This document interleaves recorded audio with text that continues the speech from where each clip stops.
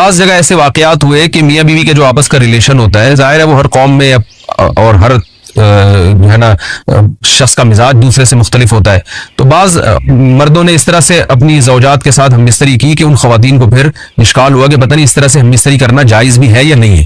تو انہوں نے نبی صلی اللہ علیہ وسلم سے یہ مسئلہ پوچھا کہ یا رسول اللہ، ہمارے شوہر ہمارے پاس اس طرح سے آتے ہیں تو کیا یہ جائز ہے یا نہیں؟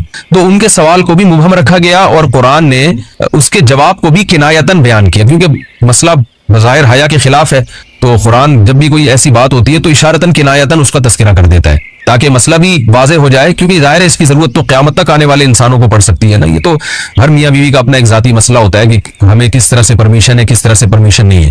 تو اللہ تعالیٰ نے بھی اشارتاً ہی اس حکم کو قرآن میں بیان کر دیا. قرآن میں اس لیے بیان کیا کہ تاکہ اس میں کوئی اجتہادی اختلاف کی گنجائش نہ رہے.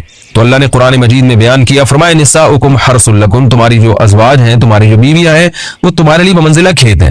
کھیت کا مطلب کیا ہوتا ہے؟ پیداوار بڑھانے کا ذریعہ. تو اس میں سب سے پہلا مسئلہ تو قرآن نے یہ بیان کر دیا کہ زوجہ سے جو ہم مستری ہے وہ صرف اسی راستے میں جائز ہے جس سے اولاد ہوتی ہے، کیونکہ عورت کو اللہ نے بنایا ہے نسل بڑھانے کے لیے. تو کوئی بھی ایسا ہم مستری کا طریقہ اختیار کرنا جو نسل بڑھانے کا ذریعہ نہ ہو، یعنی وہ نیچرل نہ ہو، تو وہ حرام ہے. تو اس میں اللہ نے یہ حکم دے دیا. تو اس سے صاف یعنی حدیث سے بھی پتہ چلتا ہے اور تمام فقہاء کا اجماع بھی ہے اس آیت کی روشنی میں کہ مسئلہ تھوڑا حیا کے خلاف ہے، لیکن میرا خیال ہے بتانا ضروری ہے کہ پچھلے راستے سے عورت سے ہم بستری کرنا بالکل حرام ہے، ناجائز.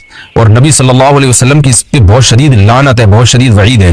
تو یہ بالکل اللیگل ہے اسلام میں کہ عورت کے پچھلے راستے سے اس سے ہم بستری کی جائے. جو لوگ لڑکوں سے بدفعلی کے عادی ہوتے ہیں ان کو یہ ایک چسکا لگ جاتا ہے، تو یہ حرام ہے، ناجائز ہے، کیونکہ اللہ نے بتا دیا کہ یہ تمہارے لیے بمنزلہ کھیت کے ہیں. تو اس میں قرآن نے وہ جو سوال تھا نا اس کی طرف اشارتاً جواب دے دیا.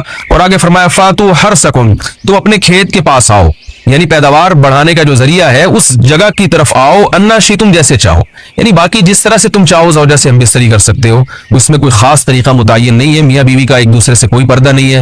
ہن لباس لکم وانتم لباس لہن، یہ دونوں ایک دوسرے کے لیے لباس ہیں.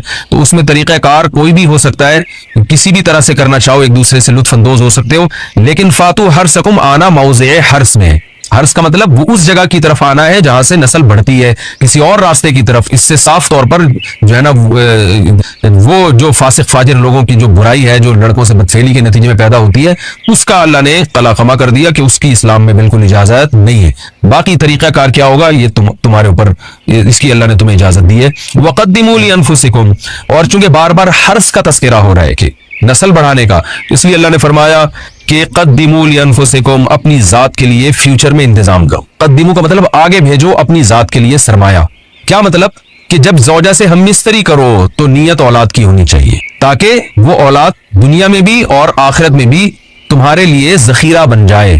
تو یہ نسل بڑھانے کی بہت زبردست ترغیب ہے اس آیت. اور اس آیت میں اللہ نے عورت کا کہ بہت ساری ذمہ داریوں میں سے ایک بڑی ذمہ داری کا بھی بیان بتا دیا کہ عورت کو اللہ نے بنایا ہے. جو مرد اور عورت کا جو فرق رکھا ہے نا، اس فرق کی بڑی وجہ یہی ہے کہ مرد کے اسپرم کو اللہ نے بیج کے طور پہ پیدا کیا ہے اور عورت کو اللہ نے زمین کے طور پہ. تو بیج اور زمین کے ملاپ کا بنیادی مقصد ہی نسل بڑھانا، پیداوار بڑھانا ہوتا ہے، نہ یہ کہ نسل روکنا. آج فیملی پلاننگ والوں نے اس آیت کی دھجیاں اڑا دی ہیں.